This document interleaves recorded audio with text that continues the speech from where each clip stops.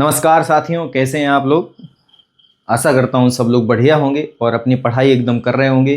RRB, JE, DRDO, CBT2, UP Arvind LJE, UP triple SC JE, DMRC JE, all JE competitive exams, SSC JE also, सारे exams में industrial engineering subject का weightage जो उसके questions आते हैं वो बहुत ज़्यादा पूछे जाते हैं। क्योंकि ये एक थ्योरी सब्जेक्ट है, इसलिए बहुत सारे बच्चे या बहुत सारे स्टूडेंट्स जो है इस सब्जेक्ट से डरते भी हैं कि ये तो समझ में ही नहीं आता, इससे अच्छा रट लेते हैं। लेकिन कोई भी आज तक ऐसा सब्जेक्ट नहीं बना जो रटना पड़े। बस केवल उसको सही से एक्सप्लेन का अगर कोई कर दे तो वो सबसे सरल सब्जेक्ट बन जाता है। तो मैं थोड़ी सी कोशिश कर रहा हूँ कि आपको ये सरलता से समझा पाऊँ। तो आइए शुरू करते हैं। हम वर्क स्टडी इंडस्ट्रियल इंजीनियरिंग मैंने शुरू किया था, उसमें पहला लेक्चर था वर्क स्टडी का। वर्क स्टडी में हम लोग मेथड स्टडी और वर्क मेजरमेंट पढ़ चुके थे। दूसरा हमने टाइम स्टडी पढ़ लिया था। आज हम शुरू करने वाले हैं मोशन स्टडी। मोशन स्टडी क्यों जरूरी है, तो ये हमारा टॉपिक है मोशन स्टडी। सबसे पहले मैं आपको बता दूं, मोशन स्टडी के जो फादर कहे जाते हैं वो गिलब्रेथ को कहा जाता है। इससे पहले वाली वीडियोस को आप देखिए, उसमें मैंने बहुत सारे फादर बताए हैं कि टाइम स्टडी के फादर कौन हैं, इंडस्ट्रियल इंजीनियरिंग के फादर कौन हैं, साइंटिफिक मेजरमेंट के फादर कौन हैं। तो ये एक श्योर शॉर्ट क्वेश्चन होते हैं, आपको 1 नंबर 1 सेकंड में दिला सकते हैं। तो ऐसे क्वेश्चंस को आपको जरूर करना चाहिए, ये इग्नोर नहीं करना है, यही क्वेश्चन आपका सिलेक्शन कराते हैं। तो आइए चलते हैं मोशन स्टडी। मोशन स्टडी क्यों होती है, क्या है in industrial engineering. Motion study is a technique. Industrial engineering में जैसे टाइम स्टडी एक टेक्निक है, ऐसे ही मोशन स्टडी भी एक टेक्निक है। मोशन स्टडी नाम से ही स्पष्ट है कि अगर कोई वर्कर काम कर रहा है तो उसके मोशन को हम स्टडी करेंगे। वो क्या मूवमेंट कर रहा है, उसके कैसे मूवमेंट हो रहे हैं, वो कहीं उठ के जा रहा है, फिर वापस आ रहा है, फिर कुछ काम कर रहा है, फिर स्क्रू चला रहा है, कितना टाइम वो हर एक चीज में ले रहा है। सॉरी। तो टेक्निक दैट इन्वॉल्व्स, जो कि इन्वॉल्व होती है studying the movements of a persons hands, जो कि काम करने वाले स्टडीइंग होती, इन्वॉल्व स्टडीइंग, जो हमारी स्टडीइंग होती है वो मूवमेंट होता है किसके, पर्सन के हैंड्स का। हैंड्स कैसे, उससे कितने कैसे काम कर रहे हैं, क्या कर रहे हैं, कितने सेकंड में चीजें उठा रहे हैं, कितने सेकंड में रख रहे हैं। दूसरा उसका फीट, उसके पैरों के मूवमेंट को हम लोग मेजर करते हैं। और उसका body while performing a task, means उसके हाथ, उसके पैर और उसकी बॉडी, मीन्स कुल मिला के हम पर्सन की हर एक एक्टिविटी को मेजर करते हैं। तो उसको बोलते हैं मोशन स्टडी। जब वो मोशन में है, जब वो काम कर रहा है, जब वो शांत बैठा है, आइडियल बैठा है, तो वो मोशन नहीं कर रहा है, वहाँ पर मोशन स्टडी नहीं होगी। जब वो काम कर रहा होगा, वो अपने शरीर को मूवमेंट में रख रहा होगा, तब उस समय मोशन स्टडी करते हैं। तो it's purpose is a make work easier. इसका पर्पज क्या है, इसका पर्पज ये है कि हम अपने काम को और इजी बनाना है। किस प्रकार से बना सकते हैं, तो बहुत सारी चीजें हैं। Make work easier, faster and tiring bye eliminating unnecessary movements. जैसे अननेसेसरी मूवमेंट्स को अलग करके, हटा करके हम अपने वर्क को फास्ट कर सकते हैं, हम अपने वर्क को इजी बना सकते हैं और अननेसेसरी मूवमेंट को एलिमिनेट भी कर सकते हैं इस मोशन स्टडी के द्वारा। कुछ नहीं है दोस्तों, कुछ भी नहीं है। जैसे टाइम स्टडी था, same to same motion study है। टाइम स्टडी में हम हर एक चीज़ के टाइम को कैलकुलेट कर रहे थे, मोशन स्टडी में अब हम उसके मोशन को कैलकुलेट कर रहे हैं, और कुछ भी नहीं है इसमें। मोशन स्टडी बहुत इजी है, कुछ है नहीं इसमें। जैसे हम एग्जांपल ले लेते हैं, suppose a worker is assembling bolt. अगर वो बोल्ट असेंबली कर रहा है, बोल्ट एंड नट्स की असेंबली कर रहा है, placed on a table, table पे रख के नट और बोल्ट कस रहा है, तो वो मोशन स्टडी के अंतर्गत आएगा। If he has to repeatedly reach out to retrieve a bolt, it will consume more time and energy. अभी इसका कहने का मतलब ये है कि if he has to repeatedly reach out to retrieve a bolt, means आप समझ पा रहे हैं ये कहना क्या चाह रही है लाइन। यदि आप उसके रिपीटेडली रीच आउट कर रहा है, वो बार बार वो नट को खोल रहा है, रिट्रीव मीन्स होता है वापस लेना, किसी भी चीज को वापस लेना। तो रिट्रीव अ बोल्ट, वो बोल्ट को बार बार खोल रहा है, वो बोल्ट को बार बार खोल रहा है, तो it will consume more time, तो वो ज्यादा टाइम लेगा और वो एनर्जी भी ज्यादा खर्च करेगा। तो ये मोशन स्टडी में हम इन सब चीज़ों की स्टडी करते हैं। हालांकि ये सब चीज़ें कुछ है नहीं, कुछ मतलब नहीं है इन सब चीज़ों का, क्योंकि हमको पता है कि मोशन स्टडी क्यों की जाती है। जैसे टाइम स्टडी की जाती है वैसे ही मोशन स्टडी भी करेंगे, उसमें कोई अलग चीज़ तो है नहीं। टाइम स्टडी करेंगे मीन्स जितना आपने टाइम लिया है किसी भी चीज़ को करने में, तो वो हम टाइम स्टडी के अंतर्गत करेंगे। और जितना आप अपना मूवमेंट कर रहे हैं हाथ का, जैसे मैंने ये लिया, ये मेरा हाथ है, अब मैं 1 सेकंड में इधर गया, 1 सेकंड में इधर आया, फिर 1 सेकंड में इधर गया, तो हमारा जो मूवमेंट है, हाथ कितनी बार ऊपर नीचे हो रहा है, उसका मूवमेंट हम चेक करते हैं। तो इसी प्रकार थ्रू मोशन स्टडी के थ्रू हम कर क्या सकते हैं, तो bolts and nuts are placed nearby. अगर हम बोल्ट और नट्स को नियर बाई रखते हैं तो उससे हमें मोशन स्टडी में आसानी होगी। Tools are positioned correctly, tools के पोजीशन को करेक्ट रखा जाए ताकि हमें मोशन स्टडी में आसानी होगी। और unnecessary hand movements are reduced, hand movements को, अननेसेसरी जो हैंड मूवमेंट्स हैं, फालतू में हम हाथ चला रहे हैं इधर से उधर, उसको कम करना है। यही हमारा मोशन स्टडी का मेन मोटो रहता है। कुल मिला के मेन मोटिव है हमारे मोशन स्टडी का कि हमको प्रोडक्ट का बढ़ाना है, प्रोडक्शन बढ़ाना है, वर्कर को थकना नहीं चाहिए, वर्कर को कम थकान होनी चाहिए।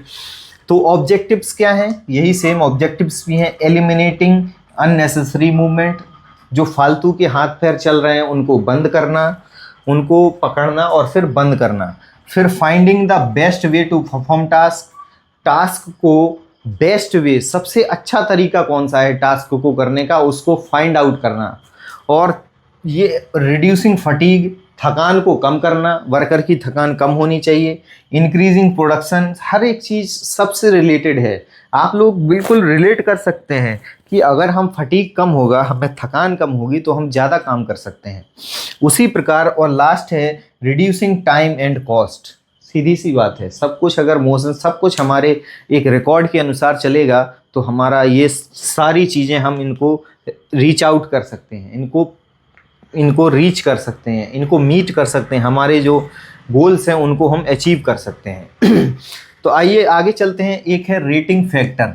रेटिंग फैक्टर हालांकि रिलेटेड है टाइम स्टडी से, लेकिन हमने वहाँ नहीं बता पाया, तो हम यहाँ आपको बता दे रहे हैं, क्योंकि आगे जो टॉपिक है हमारा स्टैंडर्ड टाइम कैलकुलेशन, उसमें रेटिंग फैक्टर का बहुत ज़्यादा यूज़ है। इसलिए पहले आपको रेटिंग फैक्टर मतलब रेटिंग फैक्टर आपको समझ में आना चाहिए, उसी के बाद हम इस टॉपिक पर आ सकते हैं। तो रेटिंग फैक्टर होता क्या है, it is important part of time study. सबसे पहले तो यही आपको याद रखना है कि रेटिंग फैक्टर किससे रिलेटेड है, मोशन स्टडी से, वर्क स्टडी से, टाइम स्टडी से, और एक और कोई ऑप्शन आ जाएगा। तो 1 नंबर का ये क्वेश्चन बन गया कि रेटिंग फैक्टर किससे रिलेटेड है, तो टाइम स्टडी से। कुल मिला के है कुछ नहीं, ये है कि when an employee working time is measured, जब किसी एम्प्लॉय के वर्किंग टाइम को मेजर किया जाता है, किस प्रकार से, they may be working too fast और टू स्लो। जैसे हमने टाइम स्टडी में हमने टाइम को मेजर किया, फिर हमने उसके नॉर्मल टाइम को निकाल लिया कि इतना काम करने में इतना टाइम लगता है। अगर वो वर्कर अपनी इफ़िशियंसी मींस अपने नॉर्मल टाइम से, जैसे मुझे 1 किलोमीटर दौड़ने में 10 मिनट लगते हैं, ये हमारा नॉर्मल है, हम नॉर्मल तरीके से दौड़ सकते हैं। लेकिन अगर हम अपने जो इफ़िशियंसी है उसको ज़्यादा कर दें, मींस अगर 20% ज़्यादा कर दें, तो हमारा रेटिंग फैक्टर हो जाएगा 120%, 20% एक्स्ट्रा, क्योंकि 100% तो सब कुछ होता ही है, नॉर्मल टाइम 100% होता है, तो उसमें 20% का अगर इजाफा हो गया तो रेटिंग फैक्टर हो जाएगा 120%। तो मेन चीज़ हमारी यही है, the rating factor is used to convert their time to normal time. समझ में आ गया होगा आपको कि हमारा जो मेन मोटिव है, रेटिंग फैक्टर कुछ नहीं है, रेटिंग फैक्टर एक रिलेटिव फैक्टर है जो नॉर्मल, जो हमारे ऑब्जर्व टाइम को नॉर्मल टाइम में कन्वर्ट करने के लिए यूज होता है। जो हमारा ऑब्जर्व टाइम है, जैसे वर्कर का टास्क करने का, वर्कर जो काम करता है उसमें उसको 10 मिनट लगते हैं, लेकिन वो 20% फास्टर हो रहा है अपने नॉर्मल टाइम से। 20% फास्टर मीन्स 20% तेज गति से काम कर रहा है, तो उसका रेटिंग फैक्टर कितना निकलेगा? 120%। उसमें 100% में 20% ऐड कर देंगे तो 120%। रेटिंग फैक्टर क्या हो जाएगा? 120%। Why rating factor is necessary? तो to determine the correct normal time और टू डिटरमाइन स्टैंडर्ड टाइम। पहली बात तो हमें, सबसे पहले तो हमें करेक्ट नॉर्मल टाइम चाहिए, क्योंकि ऑब्जर्व्ड टाइम का जितना परसेंट वो होगा उतना ही नॉर्मल टाइम उसके दुगने। मीन्स हम कहना क्या चाहते हैं, आप ये समझिए कि जो रेटिंग फैक्टर है उसका यूज नॉर्मल टाइम निकालने में किया जाता है। अब नॉर्मल टाइम कितना है? जैसे मान लीजिए किसी भी वर्कर का ऑब्जर्व टाइम 10 मिनट है। ऑब्जर्व टाइम 10 मिनट है। ऑब्जर्व टाइम क्या होता है? तो वो टाइम जो किसी व्यक्ति को या जो किसी वर्कर को काम करने में एक्चुअल में जो टाइम लग रहा है वो होता है ऑब्जर्व टाइम। लेकिन ऑब्जर्व टाइम के अलावा जो अगर वो अपने normal time faster than normal means उसका जो ऑब्जर्व टाइम है उसका 20% की गति से वो तेज काम कर रहा है, तो उसका 20% जो रेटिंग फैक्टर है उसका 120% हो जाएगा। 100% में 20% ऐड हो जाएगा तो उसको 120% कहेंगे। कुल मिला के रेटिंग फैक्टर की डेफिनेशन ये है कि a rating factor is a factor used to convert observed time। Observed time को किसमें कन्वर्ट करने के लिए यूज किया जाता है? तो ऑब्जर्व टाइम को नॉर्मल टाइम में कन्वर्ट करने के लिए यूज किया जाने वाला फैक्टर ही रेटिंग फैक्टर होता है। आपको समझ में आ गया होगा। और taking into the employees work speed, यह एम्प्लॉय की वर्क स्पीड पर डिपेंड करता है। रेटिंग फैक्टर हमेशा वर्कर की काम करने की स्पीड पर डिपेंड करता है, ये बात याद रखनी है। चलिए, आपको रेटिंग फैक्टर समझ में आ गया होगा। रेटिंग फैक्टर क्या है? रेटिंग फैक्टर वह है जो किसी भी वर्कर के ऑब्जर्व्ड टाइम को नॉर्मल टाइम में कन्वर्ट करता है। ऑब्जर्व टाइम से नॉर्मल टाइम में निकालने के लिए जो फैक्टर का गुणा किया जाता है ऑब्जर्व टाइम में, उसको रेटिंग फैक्टर बोलते हैं। समझ में आ गया होगा। आगे और अच्छे से समझ में आ जाएगा। ये तो न्यूमेरिकल्स इससे भर भर के पूछे जाते हैं, तो इस पे हमने ज़्यादा गौर दिया है। रेटिंग फैक्टर आपको समझ में आना चाहिए था, तभी ये चीज़ समझ में आएगी आपको। चलिए चलते हैं स्टैंडर्ड टाइम कैलकुलेशन। कुछ नहीं है, स्टैंडर्ड टाइम पहले भी हम बता चुके हैं आपको कि standard time is the time it should take in a skilled worker to complete a task while working the normal pace. जब वो अपने नॉर्मल स्पीड से, या नॉर्मल पेस मीन्स होता है नॉर्मल क्षमता से या नॉर्मल स्पीड से, जिस स्पीड से हम पढ़ा रहे हैं। मान लीजिए हम अभी पढ़ा रहे हैं लेकिन हमें ज़्यादा गति से पढ़ा लेने लगे हैं, जैसे take a skilled worker complete, तो ये हमारी परसेंटेज स्पीड बढ़ गई है, तो इसको बोलते हैं बढ़ी हुई। लेकिन अभी हम जो पढ़ा रहे हैं वो अपनी नॉर्मल स्पीड से पढ़ा रहे हैं। तो क्या है कि कोई भी स्किल्ड वर्कर जो है वो complete a task while working at a normal pace. Normal pace पर कोई भी व्यक्ति जब काम करता है तो उसके द्वारा जो है कंप्लीट जो टास्क होता है उसमें कितना समय लगता है, उस समय को बोलते हैं standard time.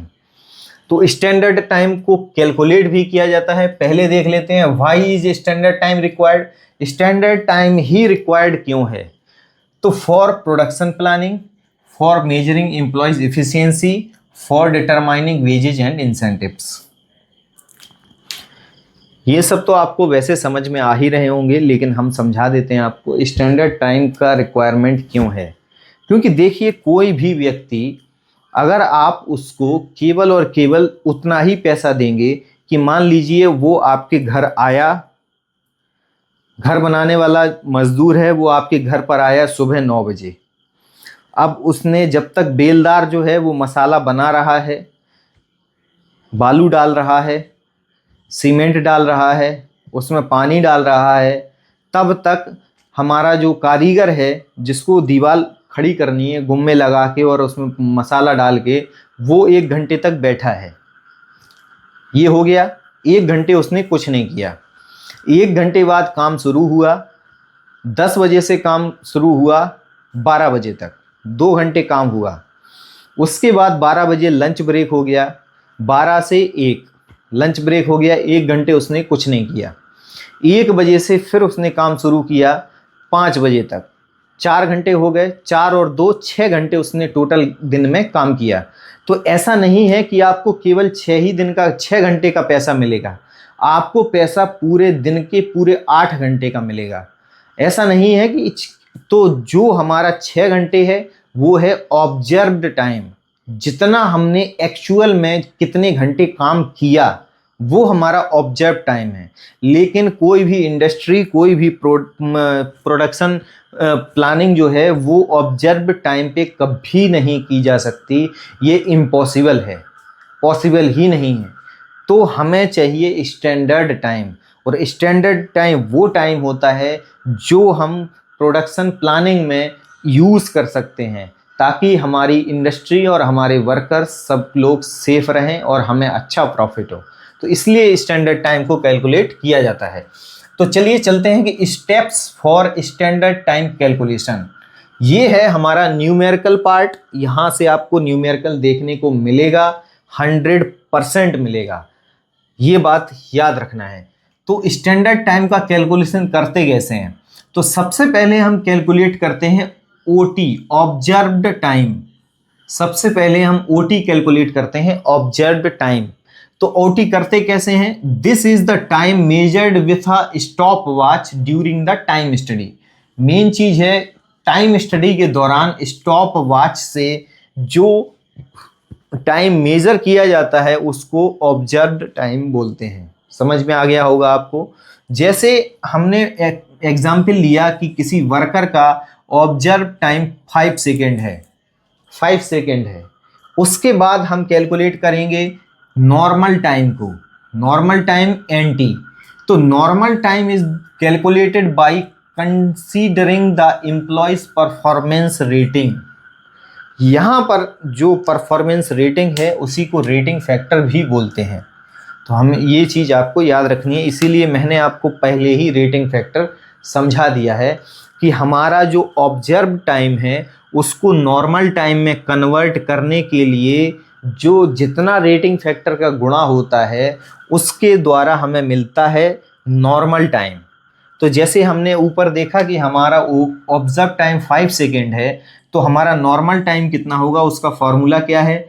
Normal time equals to observe time into performance rating, या इसी को बोल दो रेटिंग फैक्टर, या इसी को बोल दो रेटिंग फैक्टर। लेकिन अगर आप रेटिंग फैक्टर लगाएंगे तो नीचे 100 का गुणा नहीं करना है, क्योंकि वो ऑलरेडी परसेंटेज में रहेगा। समझ में आ रहा होगा आपको? तो ऑलरेडी परसेंटेज में रहेगा। लेकिन अगर अपन लोग परफॉर्मेंस रेटिंग लिख रहे हैं तो वो तो दिया रहेगा 0.2, 0.5, 0.6 ऐसा करके, ठीक है। तो normal time equals to observe time into performance rating by 100। अभी परफॉर्मेंस रेटिंग दिया है कितना? 120%। 120% मीन्स ऑब्जर्व टाइम का 120% होगा नॉर्मल टाइम। तो हमने क्या किया, normal time observe time 5 second है, 5 इंटू 120/100, तो हमारा 6 सेकेंड, 6 सेकेंड जो आया वो नॉर्मल टाइम आ गया। तो हमने ऑब्जर्व टाइम से नॉर्मल टाइम निकाल लिया। एक बात आपको एक चीज़ मैं बता दूं, मैंने पिछले दूसरे या तीसरे लेक्चर में जब मैं ऑब्जर्व टाइम आपको बता रहा था, स्टैंडर्ड टाइम आपको बता रहा था, तो मैंने वहाँ एक गलती की थी। वहाँ गलती क्या की थी मैंने, कि मैंने ऑब्जर्व टाइम को ही एक्चुअल टाइम और देखो, observe time actual normal time है लेकिन नॉर्मल टाइम नहीं है, एक्चुअल टाइम है। ऑब्जर्व टाइम को एक्चुअल टाइम बोल सकते हैं, लेकिन नॉर्मल टाइम नहीं बोल सकते। ऑब्जर्व टाइम अलग है, नॉर्मल टाइम अलग है। तो ये चीज़ हम आप आज क्लियर कर देते हैं। वहाँ थोड़ी सी हमसे मिस्टेक हुई, जो हमने ऑब्जर्व टाइम को नॉर्मल टाइम बता दिया। तो यहाँ पर आप सुधार कर, अगर आप नोट्स बना लिए हैं तो वहाँ नोट्स में इसको करेक्ट कर लेना। ऑब्जर्व टाइम अलग होता है, नॉर्मल टाइम अलग होता है। हाँ, ऑब्जर्व टाइम को हम एक्चुअल टाइम बोल सकते हैं, ये सही है, लेकिन ऑब्जर्व टाइम को नॉर्मल टाइम नहीं बोल सकते, क्योंकि ऑब्जर्व टाइम का परसेंटेज परफॉर्मेंस रेटिंग से मल्टीप्लाई करने के बाद नॉर्मल टाइम निकलता है। तो यहाँ पर ऑब्जर्व टाइम 5 सेकेंड है, लेकिन नॉर्मल टाइम 6 सेकेंड है। तो ये चीज़ आपको पता चल गई होगी, समझ में आ गई होगी। अब तीसरी चीज़ चलते हैं, ऐड अलाउंसेस। अलाउंसेस भी बहुत ज़रूरी हैं, क्योंकि अगर काम हो रहा है तो रेस्ट बहुत ज़रूरी है। रेस्ट बहुत सारे अलाउंस होते हैं, उसमें एक रेस्ट भी होता है। तो an employee is given some extra time during work to account for fatigue, personal needs and delays. Means अगर कोई वर्कर है, उसको प्यास लगी है तो वो पानी भी जाके पिएगा। अब ऐसा नहीं है कि वर्क प्लेस पे ही बिल्कुल सामने पानी रखा हो, वो जाके पानी पी के आएगा। जहाँ फ्रीजर रखा है, जहाँ नल लगे हैं पानी पीने के, वहाँ पानी पीने जाएगा, फिर वापस आएगा। तो वो सब अलाउंसेस में आते हैं। ऐसा नहीं है अभी उसको नेचर कॉल आया, नेचर कॉल करने के लिए वो टॉयलेट में जाएगा, टॉयलेट करके वापस आएगा, तो ये सब अलाउंसेस हैं। और उसको अगर थकान हो गई है तो वो थकेगा, तो वो थोड़ा रेस्ट भी करेगा 10 मिनट, वो भी अलाउंस है। तो टोटल अलाउंस को हम कैलकुलेट करते हैं। मान लीजिए कि अलाउंस है 10%, 10% अलाउंस है। तो अभी क्या है, सबसे पहले ऑब्जर्व टाइम निकला, फिर नॉर्मल टाइम निकला, अब निकलेगा स्टैंडर्ड टाइम। तो स्टैंडर्ड टाइम जो होता है वो फाइनल टाइम होता है किसी भी वर्क प्लेस पर करने वाले वर्कर का। जो फाइनल टाइम होता है, जितना उसने प्रोडक्ट को रेडी करने में जितना टाइम लिया है, वो स्टैंडर्ड टाइम होता है। उसी के ऊपर पूरी इंडस्ट्री काम करती है। तो स्टैंडर्ड टाइम होता है normal time multiply 1 plus allowances. ये इसका फॉर्मूला है। इस फॉर्मूले पे और इस फॉर्मूले पे बहुत ज़्यादा कुछ न्यूमेरिकल्स आते हैं। 100% आपको देखने को मिलेगा। अगर इस पे नहीं तो इस पे मिलेगा। सबसे पहले आपको ऑब्जर्व टाइम दे देगा और बोलेगा नॉर्मल टाइम निकालो और स्टैंडर्ड टाइम निकालो। तो ये दो फॉर्मूले हैं, इनसे हम नॉर्मल टाइम और स्टैंडर्ड टाइम को बड़ी आसानी से निकाल सकते हैं। तो अलाउंसेस देख लीजिए, 10% है, इसका मतलब है 10/100, 10 कट गया 0.1, 0.1 इसका अलाउंस है। तो 1 + 0.1, तो ये हो गया, ये हो जाएगा 1.10 हो जाएगा। अब 6 में इसका मल्टीप्लाई करेंगे तो आएगा 6.6 मिनट। तो आप लोगों को आई थिंक ये समझ में आ गया होगा। और ये मिनट ना, इधर तो 6 सेकेंड आया था, तो इधर भी सेकेंड ही होगा। तो स्टैंडर्ड टाइम आया 6.6 सेकेंड, ऑब्जर्व टाइम था 5 सेकेंड, लेकिन स्टैंडर्ड टाइम निकला 6.6 सेकेंड। तो आपको ये न्यूमेरिकल 100% इससे एक न्यूमेरिकल देखने को मिलेगा। अगर इससे नहीं मिलेगा तो फिर आने वाला जो लेक्चर है उसमें तो खैर बहुत अच्छे अच्छे न्यूमेरिकल बनते हैं, उनसे आपको ज़रूर न्यूमेरिकल देखने को मिलेगा, ये मेरी गारंटी है। क्योंकि इन सब को बहुत कम लोग समझ पाते हैं, क्योंकि ये थोड़े से इनकी जो लैंग्वेज है ना वो इंग्लिश में अच्छी होती है, हिंदी में बहुत ख़राब लैंग्वेज है। इन सब वर्ड, ये सब वर्ड हम इसीलिए इंग्लिश में लिखे हैं, हिंदी में हम कुछ भी नहीं लिखते हैं, क्योंकि हिंदी टेक्निकल हिंदी बहुत टफ होती है, आप नहीं पढ़ सकते उसको। तो चलिए देखते हैं कि standard time is the final time, this is a final time, final time set for completing a task. कुल मिला के स्टैंडर्ड टाइम ही वही फाइनल टाइम है जो किसी भी काम को पूरा करने में लगता है, उसको स्टैंडर्ड टाइम बोलते हैं। तो आई होप आपको वीडियो पसंद आया होगा और आपके सारे डाउट्स क्लियर हो गए होंगे। रेटिंग फैक्टर क्या होता है, स्टैंडर्ड टाइम कैलकुलेशन कैसे करते हैं, मोशन स्टडी क्या है। इसके बाद हमारा नया लेक्चर जो आएगा वो अब अच्छे टॉपिक्स पे आएगा। ये सब थ्योरी टॉपिक था, अब वो आएगा, बहुत अच्छे अच्छे टॉपिक्स हैं उसमें। शेड्यूलिंग को हम बाद में रखेंगे। पहले हम थोड़े से जो ज़्यादा वेटेज वाले, जो ज़्यादा एग्ज़ाम्स में आते हैं, उन चैप्टर्स को हम पहले रखेंगे। उसके बाद जो है, क्योंकि अभी DRDO जेई का पेपर है CVT 2, उसमें भी इंडस्ट्रियल आएगी, और RRB जेई CVT 2 है, उसमें तो भर भर के इंडस्ट्रियल आएगी। तो इन दोनों सब्जेक्ट, इन दोनों एग्ज़ाम्स को हम देखते हुए हम थोड़ा सा ऐसे टॉपिक्स को पहले थोड़ा पढ़ा रहे हैं कि उनसे एग्ज़ाम में क्वेश्चन आने के 90% चांस हैं। तो अगर आपको ये लेक्चर पसंद आया होगा तो वीडियो को शेयर कीजिए, चैनल को सब्सक्राइब ज़रूर कीजिए, ताकि हमें भी मोटिवेशन मिलेगा कि लोग, हमारी यूट्यूब फैमिली हमारी बड़ी हो रही है, और ऐसे ही हमारे साथ जुड़े रहिए, प्यार बनाए रहिए। धन्यवाद।